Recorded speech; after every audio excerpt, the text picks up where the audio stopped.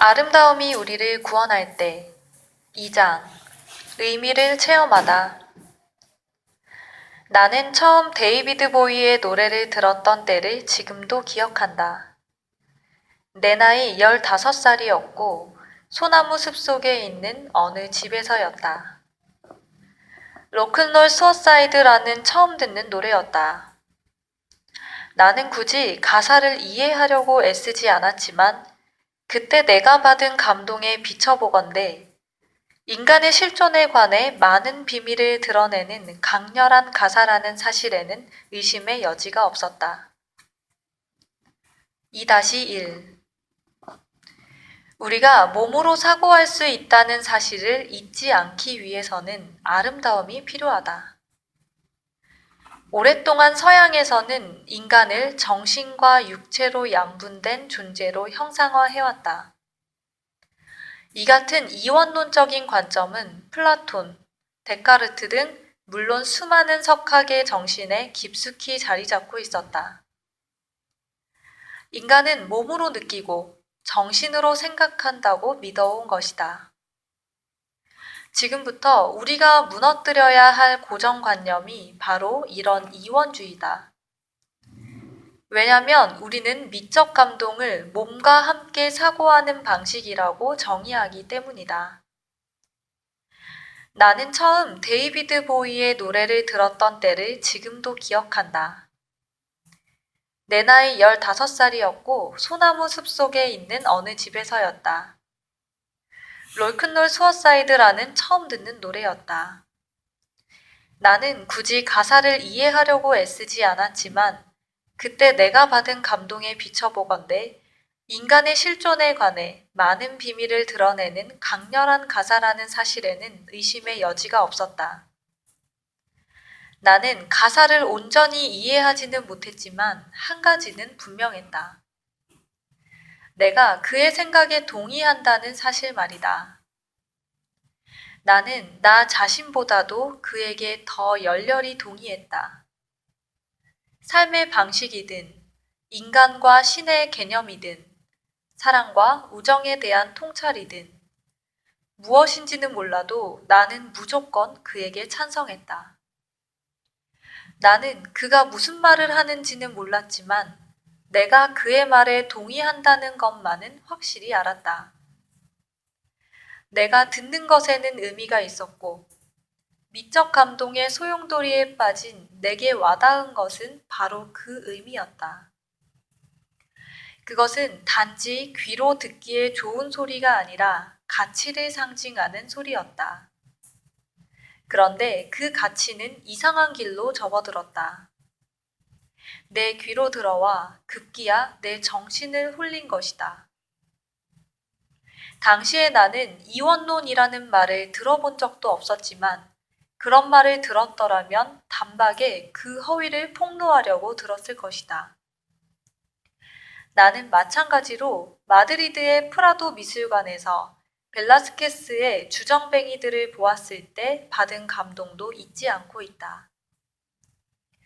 그 주정뱅이들의 불쾌한 얼굴이며 술살이 두둑히 오른 생김새며 피로에 지쳐 흐리멍덩하면서도 즐거워 보이는 눈은 넋놓고 바라보느라 아무 생각도 나지 않았다. 나는 바라보았다. 아니, 정확히 말해 그것이 보였다. 무엇이 보였느냐고? 피로에 쩔은 남자들의 아름다움. 삶이 고달파 술에 취하고 녹초가 된 그들에게서 공통되게 느껴지는 인간적인 아름다움이 보였다. 그것이 모두 그 그림 안에 있었을까? 아니다. 글쎄, 그랬다고 할 수도 있고 아니라고도 할 수 있겠다. 안에도 조금, 밖에도 조금 있었다고나 할까? 그것은 그 그림의 말 그대로 상징화되어 있었다. 그렇다면 내가 경험한 감정은 어디서 온 것일까?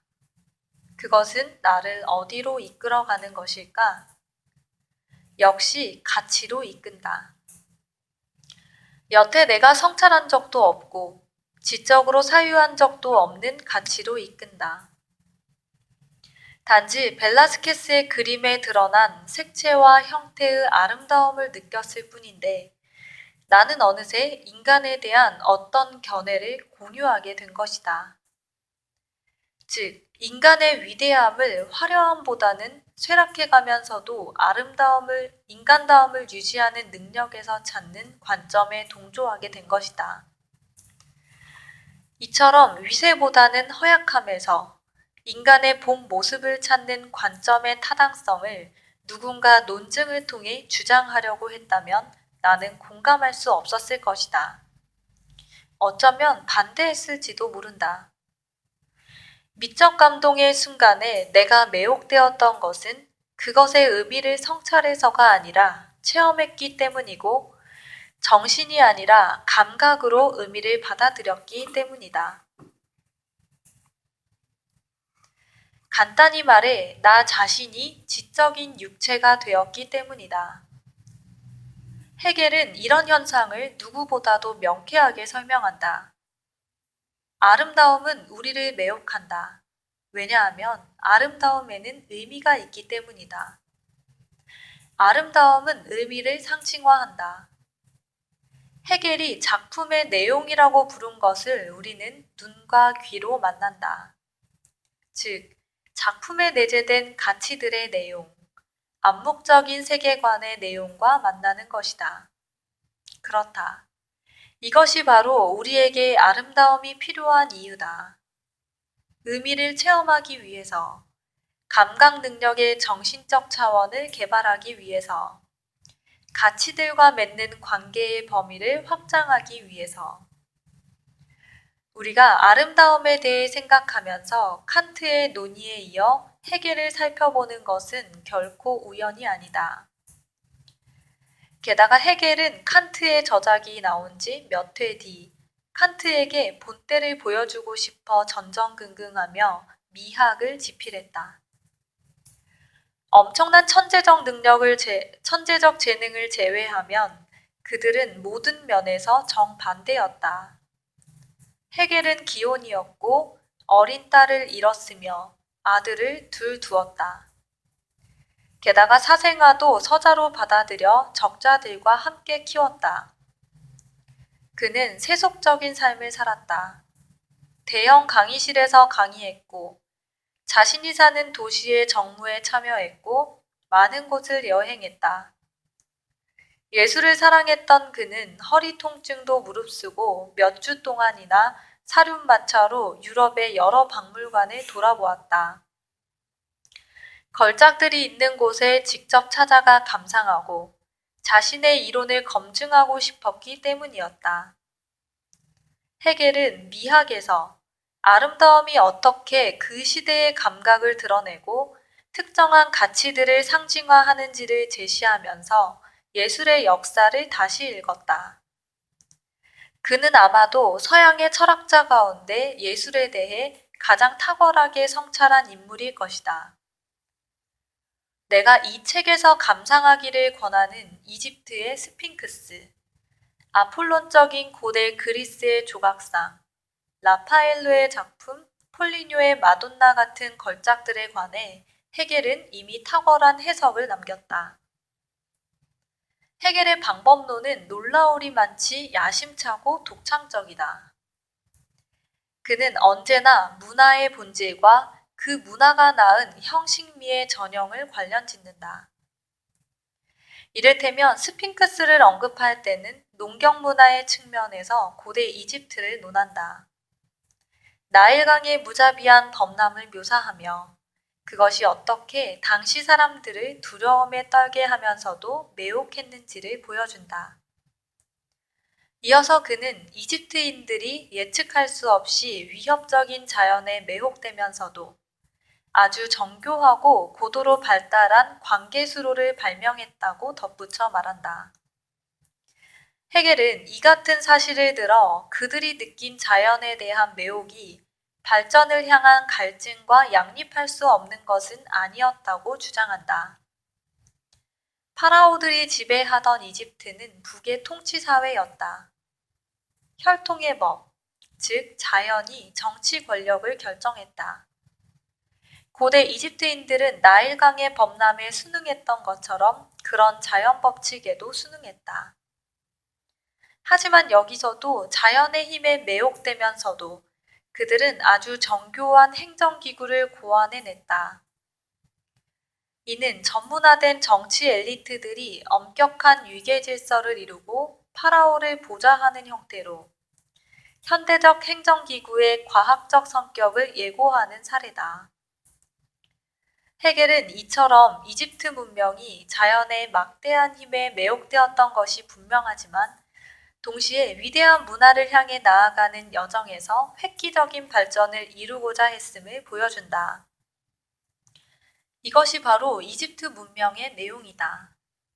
그런데 스핑크스란 무엇인가?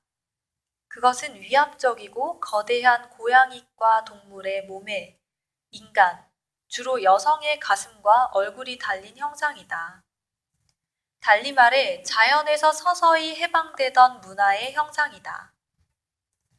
헤겔은 스핑크스가 그런 이집트의 본질을 상징화한다고 결론 짓는다.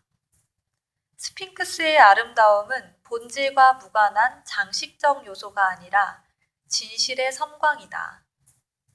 그러므로 스핑크스의 아름다움을 느낀다는 것은 문화 전체가 자신을 매혹하는 자연에서 벗어나기를 열망한다는 생각에 동조한다는 것이다. 또한 의식하거나 깨닫지 못해도 문화의 이런 정의를 체험하는 것이다. 그것은 표면적인 형상들을 관조함으로써 문화의 내용을 체험하는 행동이고 감성의 신부에서 의미와 만나는 과정이다. 다시 말하건대 지적인 육체가 되는 것이다. 헤겔이 죽고 몇 년이 흐른 뒤 니체는 이렇게 썼다. 위대한 이성, 그것은 육체다. 이것 역시 너무 지적인 접근일까? 그렇다면 조금 더 쉽게 말해보자. 루브르 박물관을 찾은 젊은 아버지와 3살배기 아들을 상상해보자. 그들은 이집트 전시관의 장엄한 스핑크스 앞에 서 있다. 앞서 우리 이야기에 등장한 강박적인 바람둥이는 사실 어린 아들을 둔 아버지이기도 하다. 그는 이 아이의 어머니인 젊고 매력적인 갈색머리 여성과 결혼했지만 중독자처럼 거리에서 여자 낳기를 반복하다가 결혼 생활은 물론이요, 아들과 함께하는 일상마저 잃었다. 그는 이제 매주 수요일 오후와 격주로 주말에만 아들을 만난다. 자, 이 부자가 동시에 스핑크스 앞에서 무언가를 느낀다고 가정해보자. 아버지는 무엇을 볼까? 아들은 무엇을 볼까? 아버지는 과거에 존재했던 어느 문명의 자취밖에 보지 못하는 것은 아닐까? 헤겔은 아니라고 답하리라. 만약 그렇다면 그가 스핑크스의 아름다움에 충분히 미적이라기보다는 지나치게 지적인 태도를 보인 탓이리라. 예술은 확실히 과거의 현존과 비슷하다. 하지만 그 과거는 우리의 과거이며 우리의 현재에 살아있다. 바로 그 점을 밝힌 것이 헤겔의 위대한 업적이다. 그에 따르면 역사란 지나온 단계가 영원히 포함된 발전이다. 인류 역사의 관점에서 보면 고대 이집트 문명은 인류의 유년기다. 스핑크스 앞에서 아버지는 일종의 마법적인 현존을 바라본다. 마치 그 아름다움에 과거를 영속시키는 힘이 있다는 듯이. 하지만 또 다른 것도 있다. 그는 이 과거에 무언가 빚진 기분이 들어 혼란스럽다. 만약 이집트가 이와 같지 않았더라면 그도 지금처럼 존재하지 않았을 것이다. 우리는 이집트인들 덕분에 모든 문화, 모든 문명의 운명이 자연의 힘에 끌림에도 불구하고 자연의 힘에서 벗어나는 데 있음을 이해한다. 물론 아버지는 이 모든 것을 성찰하지도 않고 또 피곤하게 논증할 필요도 못 느낀다. 그저 스핑크스의 아름다운 형태를 바라보는 것으로 만족한다. 그렇다면 아들은 어떨까? 여자 머리가 달린 사자를 보고 있을 뿐일까? 아니, 그렇지 않다. 스핑크스의 형태에 감동하고 그것이 아름답다고 느낀다면 아들도 자기가 보는 것의 의미를 경험한다. 게다가 이 스핑크스의 형상은 아버지보다 어린 아들과 더 관계가 깊다. 이제 부모에 대한 의존에서 벗어나 독립된 개체가 되어가는 아들도 자연에서 분화해가는 반인반수의 스핑크스와 같은 단계에 있다. 아이는 기저귀를 뗀 지 얼마 되지 않았고 곧 유치원 상급반으로 올라간다. 그야말로 자연 상태에서 벗어나 인간이 되어가는 중이다. 결국 스핑크스가 아버지와 아들에게 상징하는 바는 크게 다르지 않다. 스핑크스는 우리가 인간이 되기 위해 치러야 할 대가, 그 변화가 우리에게 부과하는 과제, 그 변화가 우리의 위대함이자 부담인 이유를 상징화한다. 실제로 스핑크스의 질문, 아침에는 4발, 낮에는 2발, 저녁에는 3발로 가는 동물은 또 자연과 문화의 관계를 암시하지만 단지 감각에 호소하는 방식으로 물을 뿐이다. 이처럼 우리는 이성적 성찰을 거치지 않고도 단지 미적 감동을 경험함으로써 그 모든 질문과 만날 수 있다. 그것이 바로 우리에게 아름다움이 필요한 이유다. 헤겔이 미학을 출간한 것은 1830년으로 프로이트는 태어나기도 전이다. 하지만 헤겔의 이 선구적인 저작에는 이미 프로이트적인 통찰이 담겨 있다.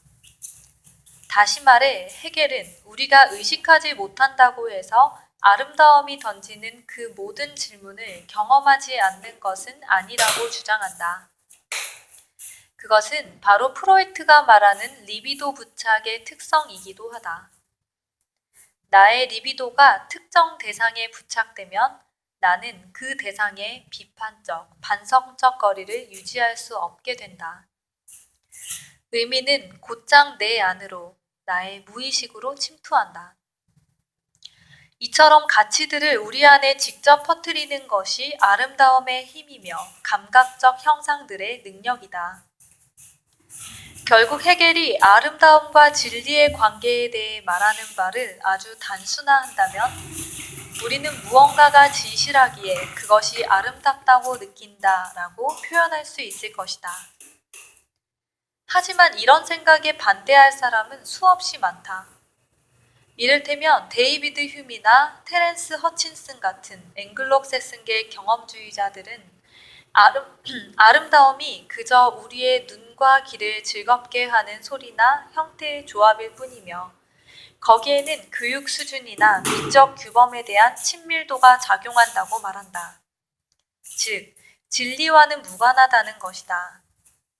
하지만 강렬한 미적 감동을 몸소 경험한 사람이라면 경험주의자들의 이런 환원적인 설명보다는 진실하기에 아름답다는 극단적인 견해를 주저없이 받아들일 것이다.